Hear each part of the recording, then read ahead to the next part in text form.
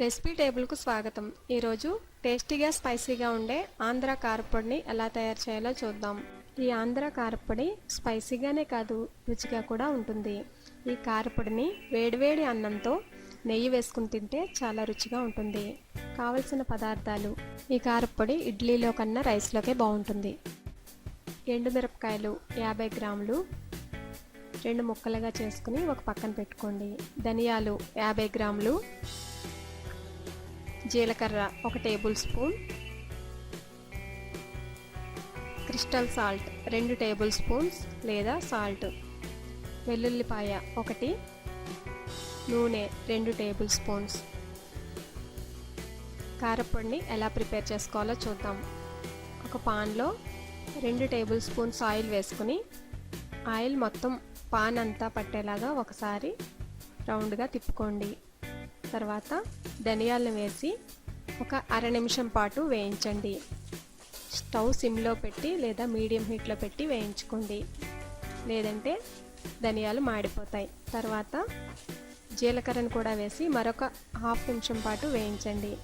తర్వాత చీల్చుకుని ఉంచుకున్న ఎండుమిరపకాయలను కూడా వేసి సన్నని సెగ మీద అలా వేపుకుంటూ ఉండాలి. ఎండుమిరపకాయలు కలర్ మారకుండా అలాగే మాడిపోకుండా ఉండేట్లుగా చూసుకోండి. ఎండుమిరపకాయలు కరకరమని సౌండ్ వచ్చేటప్పటికి స్టవ్ ఆఫ్ చేసుకోవాలి. వేపుకున్న తర్వాత స్టవ్ ఆఫ్ చేసుకుని చల్లారనివ్వాలి.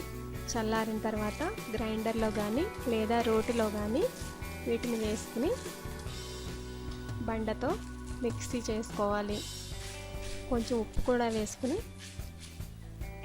మిక్స్ చేసుకోండి, అంటే గ్రైండ్ చేసుకోండి. మిక్సీలో అయితే బాగా మెత్తగా అయిపోతుంది కాబట్టి నేను ఇలా రోట్లో వేసి గ్రైండ్ చేశాను. ఈ కారపొడి రైస్లోకి కాబట్టి మరీ మెత్తగా కాకుండా కొంచెం బరకగా ఉంటే బాగుంటుంది. తర్వాత వెల్లుల్లి రెమ్మలను కూడా వేసి కచ్చాపచ్చాగా మిక్స్ చేసుకోండి. ఇలా గరుకుగా ఉన్నట్లయితే కారపొడి రైస్లోకి బాగుంటుంది. ఇప్పుడు దీన్ని ఒక ప్లేట్లోనికి తీసుకుని వేడివేడి అన్నంతో నెయ్యితో తింటే ఈ కారపొడి చాలా టేస్టీగా ఉంటుంది. ఈ కారపొడి నాకెంతో ఇష్టమైంది. చూసారు కదా, మీరు కూడా ట్రై చేసి ఈ కారపొడి ఎలా ఉందో మీ ఫీడ్బ్యాక్ను నాకు పంపించండి. మరిన్ని రుచుల కోసం రెసిపీ టేబుల్ను సబ్స్క్రైబ్ కాగలరు. ధన్యవాదములు.